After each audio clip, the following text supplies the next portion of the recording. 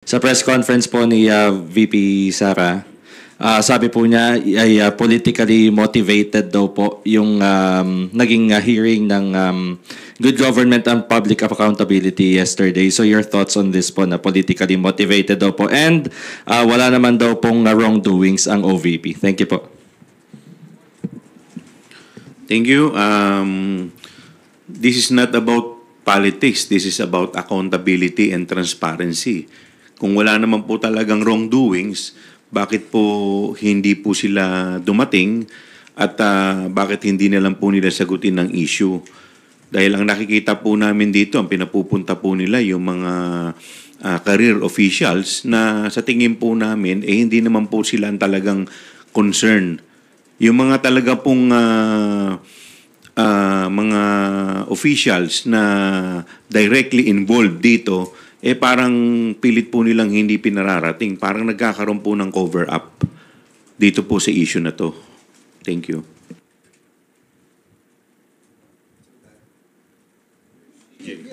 Okay, I think the easiest gateway, as always, is politically motivated. Ano na yan basang-basa na yung ganyang justification.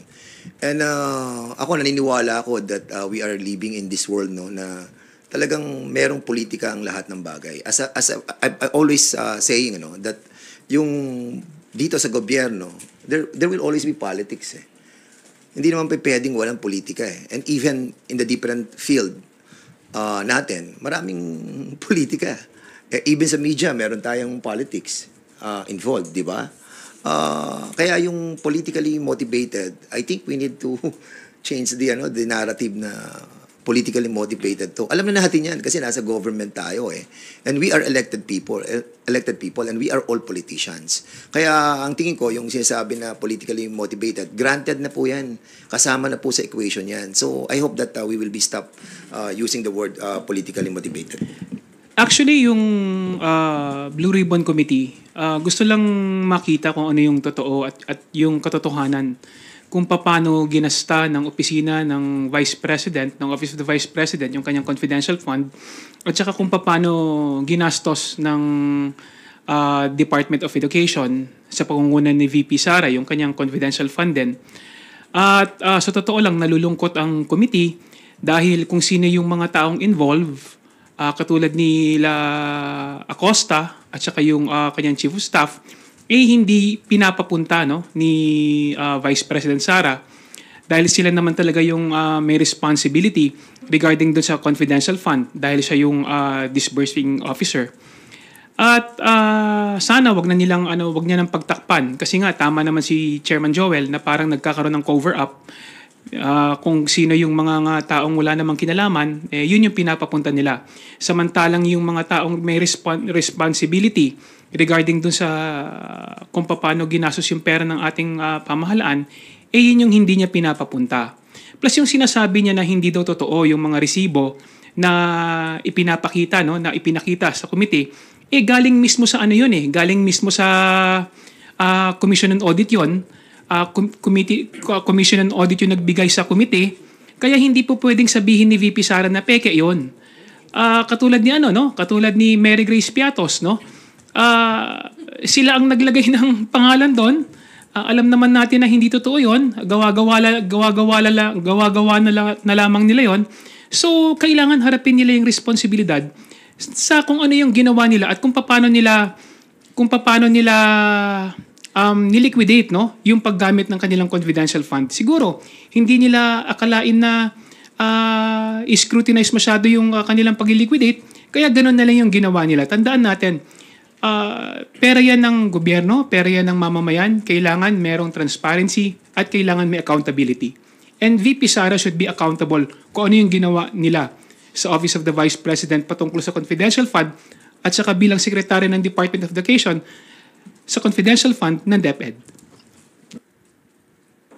To add lang po siguro, no, on the first part of the question, yung politically motivated, I think our colleagues mentioned it already pretty well.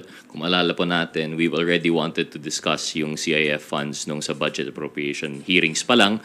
At that time, sinabi na po nila, politically motivated, not the right venue. Ngayon na merong committee with the proper jurisdiction, sasabihin na politically motivated na naman, baka not the proper venue, hindi raw in aid of legislation. So when would be the right time to talk about the misuse of confidential intelligence funds? I don't think it would be fair to demean the committee by saying po na politically motivated po ito. It takes away the truth of the matter na ang hinahanap po natin ay transparency and accountability.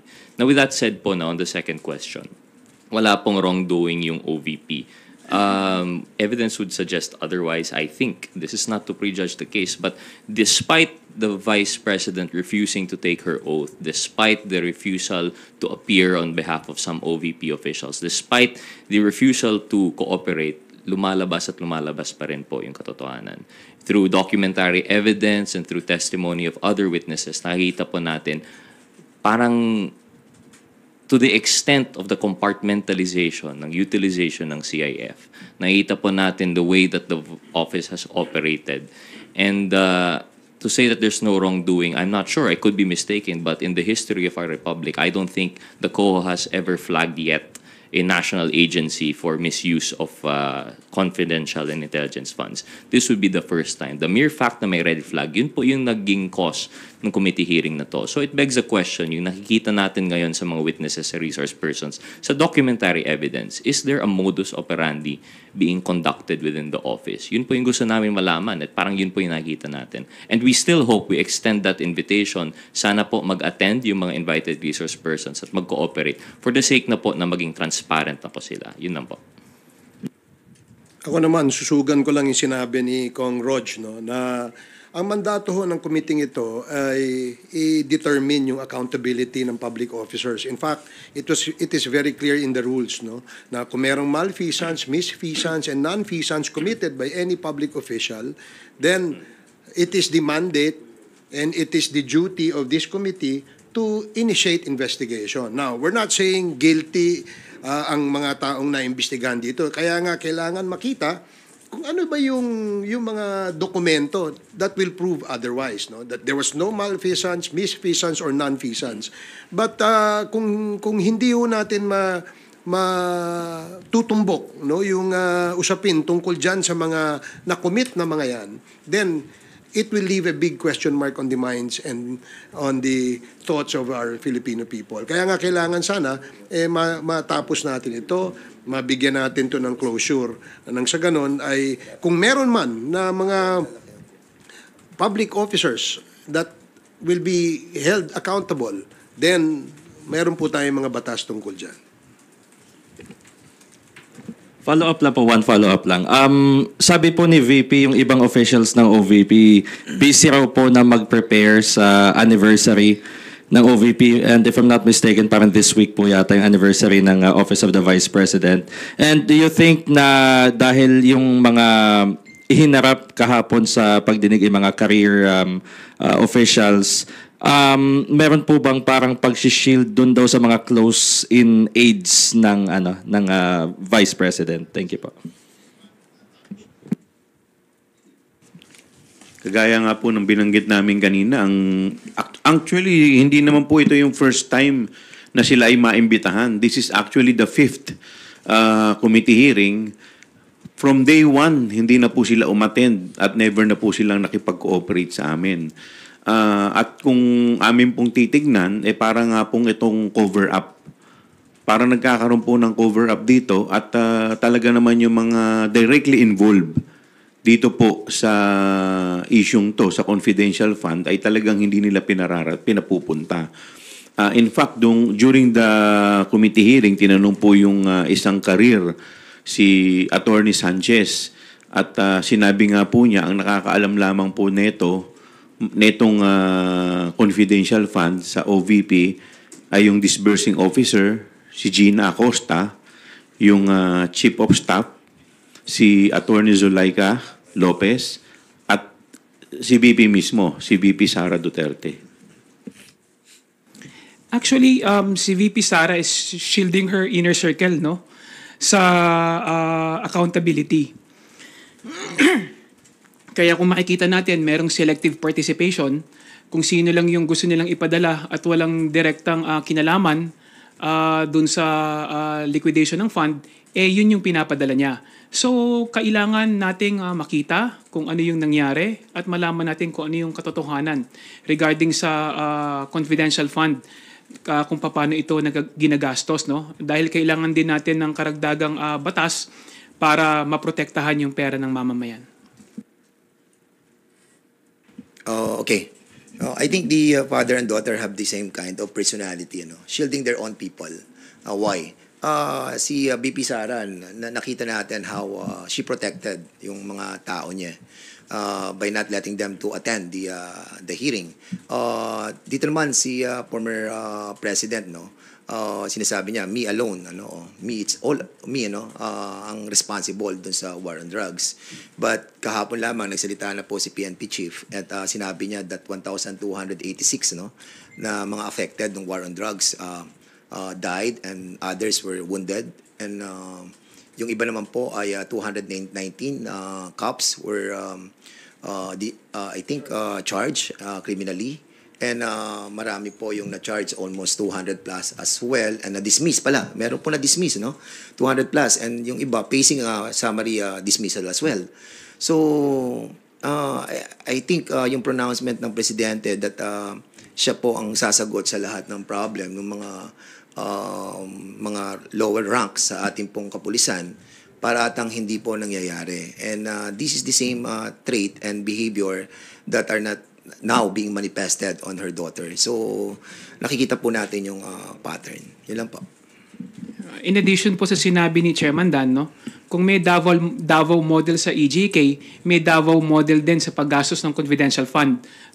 Nakikita natin yung pattern ng mag-ama, nakikita natin yung pattern na kanilang ginagawa patungkol sa extrajudicial killing at saka kung paano nila ginagastos yung confidential fund. Tandaan natin na ang Davao yung may pinakamalaking confidential fund yan sa lahat ng city sa buong bansa, So kung paano nila ginastos yung confidential fund ng DepEd at saka ng Office of the Vice President, binabase din nila sa Davao model.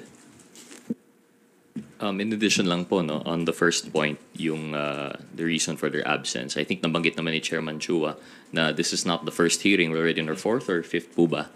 And yet they did not attend. I don't think for all those hearings it would account for yung preparation for the OVP anniversary.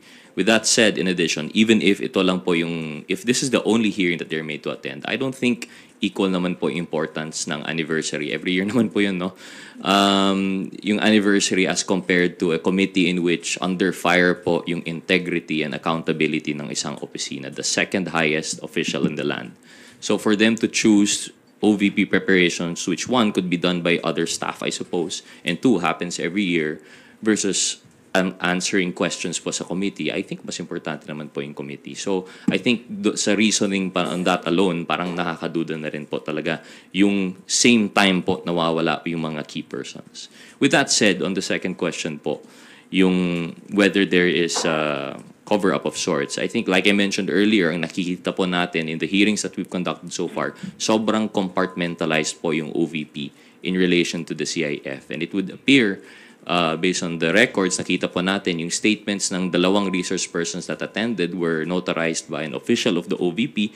You couldn't help but think na baka coordinated po yung statements na ito. Kumbaga, sila po yung pina-attend just to assuage or to satisfy the committee na may resource persons. Pero yung pinadala naman, walang kinalaman about sa CIF. Ang alam lang po nila is the issuance of yung cheque, which is not the question at hand. Our question is, paano po ginastos yung confidential funds? So with that compartmentalization, nakita po natin, it seems to be po, they're protecting those that have actual knowledge of the fact. And yun po yung kailangan po natin sa committee.